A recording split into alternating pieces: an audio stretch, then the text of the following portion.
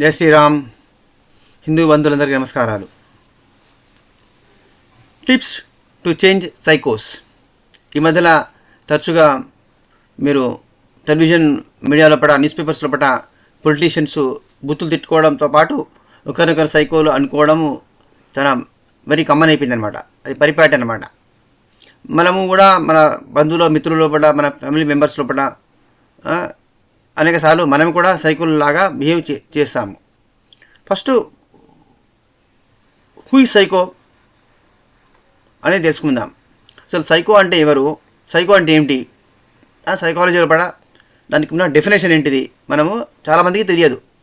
Just విన్నాము కామన్గా, మనకున్న అండర్స్టాండింగ్ బట్టి మనం అనుకుంటాం. కానీ మన సబ్జెక్ట్ అందరికీ ఆ డీప్గా సబ్జెక్ట్ చదివిన వాళ్ళు చదివే అవకాశం లేదు కదా. ఎందుకంటే స్కూల్ కాలేజ్ సిలబస్లో ఉండే విషయం కాదు అది. సైకో అంటే స్ట్రాంగ్ ఎమోషన్స్, తీవ్రమైన భావోద్రేకమును. అంటే తీవ్రమైన భావోద్రేకాలు ఏంటివి? తీవ్రమైన కోపము, తీవ్రమైన దుఃఖము, తీవ్రమైనటువంటి కోరిక, వాంఛ, తీవ్రమైనటువంటి యాంగ్జైటీ, ఫ్రస్ట్రేషను, ఏదైనా సరే అత్యంత తీవ్ర స్థాయిలో పడ మనసు హ్యాండిల్ చేయలేదు, మనసు కంట్రోల్ చేయలేదు, మనసు హ్యాండిల్ చేయలేని తీవ్ర స్థాయిలో పడ ఎమోషన్స్ పీక్ స్టేజ్కి పోయలేదు ఉంటే అప్పుడు మనిషి సైకోగా బిహేవ్ చేస్తాడు అనమాట. Psycho means what? ఈ nutshell, the person who cannot handle his strong emotions. తన భావావేశాన్ని, తన భావ తీవ్రతను హ్యాండిల్ చేయలేని వ్యక్తి సైకోగా బిహేవ్ చేస్తాడు. ఇది సైకాలజీ లోపల డెఫినేషన్ అండి. మరి ఇప్పుడు ఫర్ ఎగ్జాంపుల్ మోడర్న్ సైకాలజీ మా యూఎస్ లోపల, వెస్ట్ లోపల బాగా అడ్వాన్స్ అయింది, బాగా రీసెర్చ్ జరిగింది. వ్యాస్ట్గా యూనివర్సిటీ లోపల దాన్ని ప్రతి యూనివర్సిటీ లోపల ఆ డిపార్ట్మెంట్ ఉంటుంది, సైకాలజీ డిపార్ట్మెంట్ ఉంటుంది. సైకాలజిస్టులు తయారవుతుంటారు, ఎన్నో మంది పుస్తకాలు రాస్తుంటారు, ఎంత ట్రయల్స్ చేస్తుంటారు, ఎంత ఎక్స్పెరిమెంట్స్ అవుతుంటాయి. వ్యాస్ట్గా జరుగుతుంటుంది. మన ఇండియాలో కూడా ఇప్పుడు ఉన్నది subject, but very limited in comparison to west. యూఎస్తోని, యూకేతోని, యూరోప్తోని కంపేర్ చేస్తే మన దగ్గర ఉన్న స్టడీస్ చాలా తక్కువ కదా. అది మనం అనుకుంటున్నాం. అంటే ఇప్పుడు మోడర్న్ టైమ్స్లో సంగతి చెప్తున్నాను. పోస్ట్ ఇండిపెండెన్స్, బిఫోర్ అప్పటి సంగతి నేను చెప్తలేను. ఏన్షియన్ ఇండియన్స్ భారత గురించి చెప్తలేను నేను. ఒక సమ్ టైమ్ బ్యాక్ ఇప్పటికి కూడా అనేక సైకియాట్రీ హాస్పిటల్స్ లోపల, మెంటల్ హాస్పిటల్స్ లోపల, అమెరికా లోపల తీవ్రమైనటువంటి కంప్లైంట్స్, యాంగ్జైటీస్, టెన్షన్స్, తీవ్రమైన కోపము, ఫ్రస్ట్రేషన్తో, సూసైడల్ టెండెన్సీతో ఆత్మహత్య చేసుకోవాలని, లేకపోతే ఒక వ్యక్తి వస్తాడు, డాక్టర్ గారు నాకు సూసైడ్ చేసుకోవాలనిపిస్తుందండి, ఎప్పుడు ఎన్నోసార్లు ట్రై చేద్దాం అనిపించింది, చచ్చిపోదాం అనిపించింది, ఎలాగో మైండ్ చేసుకున్నాను, కోపం వచ్చినప్పుడు నా భార్యను చంపేయాలనిపిస్తుందండి, ఈ మీద ఛాన్సాలు అనిపించిందండి, మళ్ళీ రాత్రిపూట లేచి సరే గుర్తు పిసుకుపోయానండి, మళ్ళీ తర్వాత మళ్ళీ నేనే మళ్ళీ భయమేసి మళ్ళీ కేసులు దొరికిపోతాను, జైలు పంపిస్తారేమోనని భయపడి మళ్ళీ వెనక్కి వచ్చేలాగా డ్రాప్ అయ్యానండి. కానీ ఇలాగే ఉంటే మాత్రం నేను ఏదో ఒక రోజు చంపేస్తాను, లేదా నేనే సూసైడ్ చేసుకోవచ్చు, దీని ఎలా సొల్యూషన్ ఏంటి అండి అని డాక్టర్ గారి దగ్గరికి వెళ్తాడు. ఒక సైకియాట్రిస్ట్ దగ్గరికి ఒక వ్యక్తి, పేషెంట్ వెళ్తాడు. అయితే వెరీ బిగ్ హాస్పిటల్స్ ఉంటాయి, ఇన్ఫ్రాస్ట్రక్చరు, ఫెసిలిటీస్, రీసెర్చ్ చాలా వ్యాస్ట్గా జరుగుతుంది. మన దగ్గరలాగా కాదు, చాలా మ్యాసివ్ స్కేల్లో ఉంటుంది అనమాట. ప్రతి ఇండివిజువల్ పేషెంట్ మీద కూడా ట్రయల్ కండక్ట్ చేయగలుగుతారు. అంత ఇన్ఫ్రాస్ట్రక్చరు, అంత ఫెసిలిటీసు యూఎస్లో కూడా ఉంటాయి. అయితే ఏం చెప్తారంటే హాస్పిటల్కు అటాచ్డ్గా ఒక పెద్దది ఫ్యాన్సీ ఎలక్ట్రానిక్స్, పెద్ద ఫ్యాన్సీ స్టోర్స్ ఉంటుంది అనమాట. ఎక్స్పెన్సివ్ గ్యాడ్జెట్స్, ఎలక్ట్రానిక్ గ్యాడ్జెట్స్ ఉంటాయి. అంటే ఎల్సిడి ప్రొజెక్టర్స్ ఉంటాయి, టెలివిజన్స్ ఉంటాయి, స్మార్ట్ టీవీలు ఉంటాయి, రిఫ్రిజిరేటర్లు ఉంటాయి, పెద్ద కంప్యూటర్లు ఉంటాయి, ల్యాప్టాప్లు, ఇవన్నీ ఇట్లా ఎక్స్పెన్సివ్ ఎలక్ట్రానిక్ గ్యాడ్జెట్స్ ఉంటాయి అన్నమాట. టెలివిజన్స్ ఇవన్నీ, ఇంకా కంప్యూటర్ రకరకాలు ఉంటాయి అన్నమాట. పెద్ద కాస్ట్లీ ఫర్నిచర్ ఉంటుంది, మంచి పెద్ద శాండ్లియర్స్, లేకపోతే అద్దాల ఉన్నటువంటి పెద్ద పెద్ద సోఫా సెట్లు, లేకపోతే ఇటువంటి డ్రెస్సింగ్ టేబుల్, ఇలా రకరకాల ఎక్స్పెన్సివ్ గూడ్స్ చాలా ఉంటాయి అన్నమాట. పెద్ద స్టోర్ ఉంటుంది, అలా చాలా ఉంటుంది అన్నమాట. డాక్టర్ గారు వాళ్ళ వార్డ్ బాయ్ పంపిస్తాడు.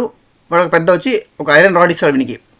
ఇచ్చి పోయి ఈ రాడ్ తీసుకుపోయి దానిలో పోయి తలుపు పెట్టేస్తాడు. తర్వాత మీకు ఒక అరగంట తర్వాత మేము తలుపు తీస్తాము, మీరు రావచ్చు, మీరు ఇష్టం వచ్చినట్టు మీకు అలా ఎంత ఫర్నిచర్ ఉన్నదో మీకు ఎన్ని కోపం కసి తీరా మీకు ఎన్ని పలగొట్టాలనుకుంటే అన్ని పలగొట్టేసేయండి అని చెప్తాడు. అప్పుడు వీడు పేషెంట్ పోయి మొత్తం స్మార్ట్ టీవీలను, కలర్ టీవీలను, ఫ్రిడ్జ్లను ఇట్లా ఎన్ని పలగొట్టేస్తాడు, ల్యాప్టాప్లను ఎన్ని అంటే ఒక 50-30 ల్యాప్టాప్లు పలగొట్టేస్తాడు వాడు, 10 కలర్ టీవీలు పలగొట్టేస్తాడు. ఇట్లా మొత్తం కసీరా ఒక 30-40 నిమిషాలు వాడు కసీరా చేసి కొట్టి పలగొట్టి తుక్కు చేశాడనమాట. మొత్తం ఇచ్చినాక బాగా అలసిపోతాడు, కొట్టి చోటలు వస్తాయి, బాగా అయిపోయి మొస్సు వచ్చి హాయిగా అక్కడ మంచిగా ఫ్యాన్ తిరుగుతుంటుంది, ఆ సోఫాలో కూర్చొని రిలాక్స్ అవుతాడు అనమాట. ఒక 10 నిమిషాలు రిలాక్స్ అవుతాడు. తర్వాత వాడు బయటిని తలుపు తీసి రండి ప్లీజ్ కమ్ అని అంటే వీడు బయటికి వెళ్తాడు. వెళ్ళాక వాడు మళ్ళీ డాక్టర్ గారి దగ్గర వెళ్ళే ముందు వెయిటింగ్ రూమ్లో కూర్చోబెట్టి వాళ్ళకి కూల్ డ్రింక్ ఇస్తాడనమాట, స్నాక్స్ ఇస్తాడు, బిస్కెట్ తినేసి ఆ కూల్ డ్రింక్ తాగేసి ఒక 5 మినిట్స్ రిలాక్స్ అవుతాడనమాట. తర్వాత డాక్టర్ గారు పిలుస్తున్నారు ప్లీజ్ కమ్ అని చెప్తే డాక్టర్ గారు ఏంటంటే నీకు 4 రోజులకు స్లీపింగ్ ట్యాబ్లెట్స్ రాస్తున్నా, ఈ స్లీపింగ్ ట్యాబ్లెట్స్ వాడు అని కొన్ని ప్రికాషన్స్ కూడా చెప్పేసి తర్వాత మళ్ళీ నెక్స్ట్ 1 మంత్ తర్వాత విజిట్ రా అని డేట్ ఇస్తాడు, ఇచ్చి పంపిస్తాడు. వీడు బయటికి రాగానే వీడు రిసెప్షన్ కౌంటర్లో పోగానే అక్కడ మీరు వాడు బిల్ తయారు చేసి పెడతారనమాట. మొత్తం 30 LCDలు పలిగినాయి, 30 LTBలు, మీరు 25 మీరు ల్యాప్టాప్లు కంప్యూటర్ వెళ్ళగొట్టారు, 10 కలర్ టీవీలు వెళ్ళగొట్టారు, మొత్తం బిల్ అవుతారనమాట. $78,000 బిల్ అయింది అని వాడు చెప్తాడు. వాడు బిల్ ఎత్తాడు. ఆ బిల్లు డాక్టర్ గారి కన్సల్టేషన్ ఫీజు మొత్తం బిల్ వేసినాక మొత్తం లాస్ట్కు $78,000 బిల్ వచ్చింది అని బిల్ ఎత్తారనమాట. ఇప్పుడు వీళ్ళు హాయిగా వీడు తీసి క్యాష్ ఉన్నంత చూసి మిగతా పైసలు మొత్తం ఫోన్పే కొట్టేసి లేదా చెక్ బుక్ ఇచ్చేసి బ్యాంక్ నుంచి తీసుకోమని చెప్పేసి వాడు ఇచ్చేసి తర్వాత వాడు బిల్ పే చేసి హ్యాపీగా రిలాక్స్గా వాడు డాక్టర్ గారు ఇచ్చిన స్లీపింగ్ టాబ్లెట్స్ తీసుకొని ఇంటికి వెళ్ళిపోతాడు అనమాట. ఇటువంటి ట్రీట్మెంటు 30 years నుంచి జరుగుతుంది అమెరికా లోపల. మరి మీరు ask me a question, why doctor has suggested this patient to go for damage? ఎందుకు ఇంత డ్యామేజ్ చేయాల్సి వచ్చింది? ఎందుకు ఇన్ని కలర్ టీవీలు పలగొట్టించడం ఏంది? తర్వాత ఇంత బిల్ పే చేయడం ఏంది? డబ్బులు లాక్కోవడం ఏంది? ఇంత డబ్బులు నష్టం చేయడం ఏంటి అని మీరు అడగవచ్చు.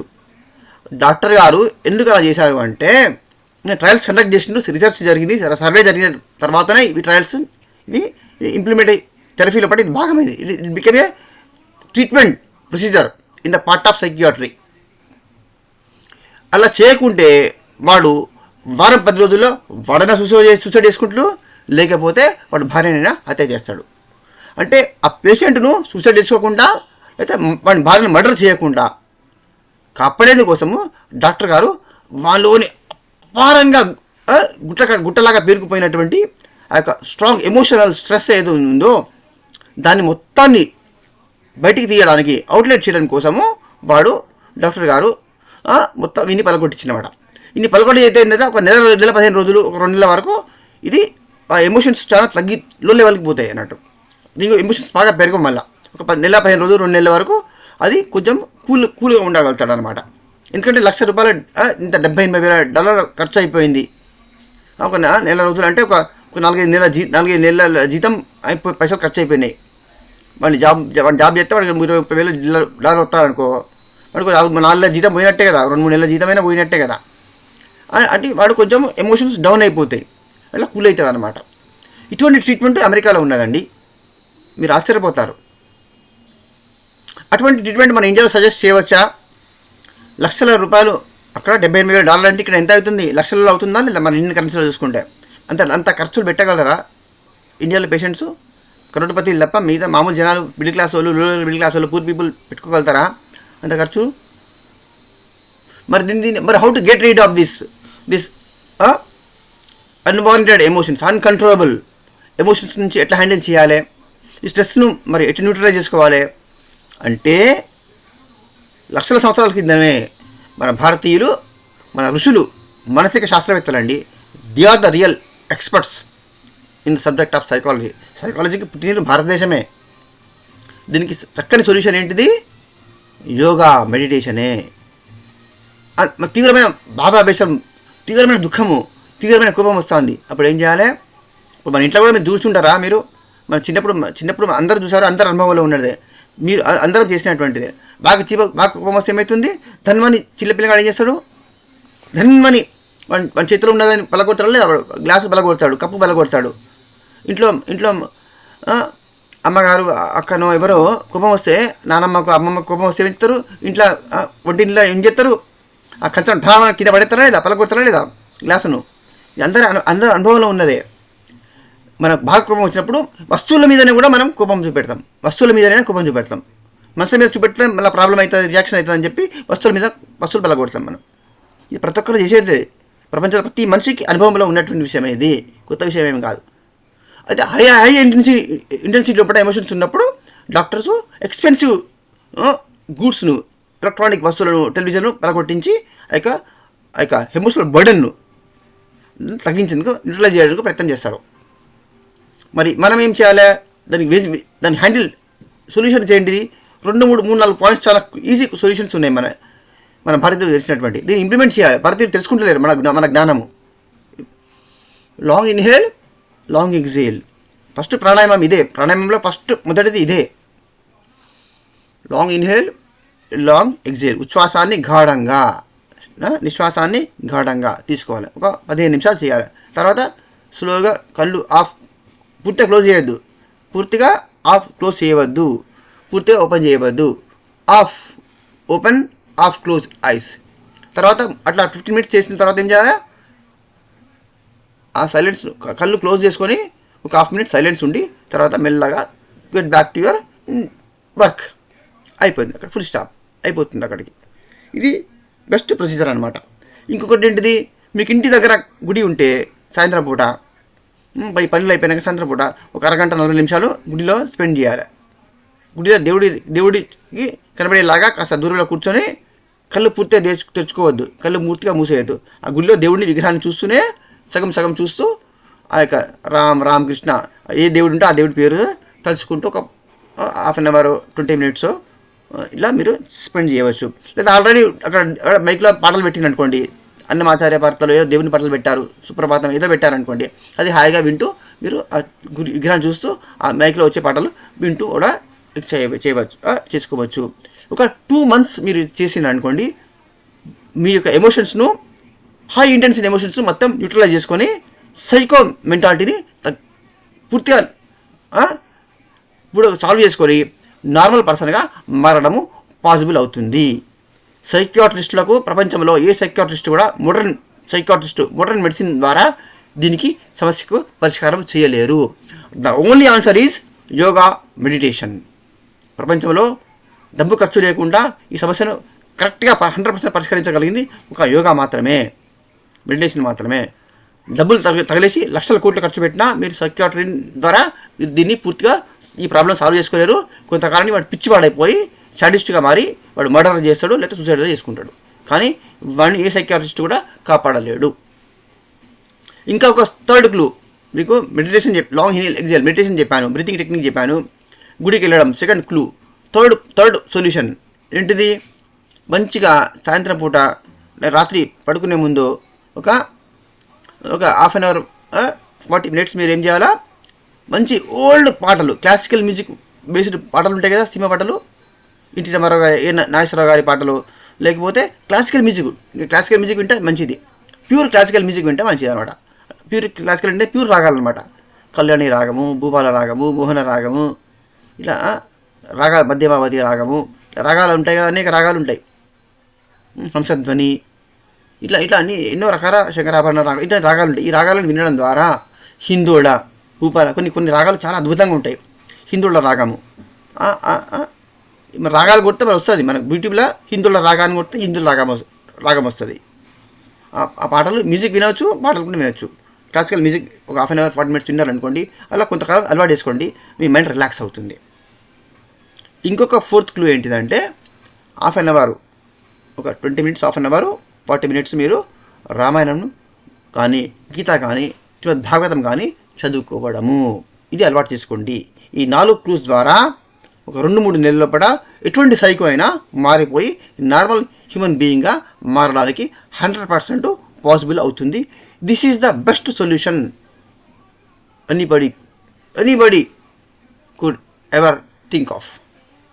Please try and see the results for yourselves. Please pass on this message to as many people as possible. Share and subscribe. Jai Shri Ram, Jai Shri Krishna. Vande Mataram.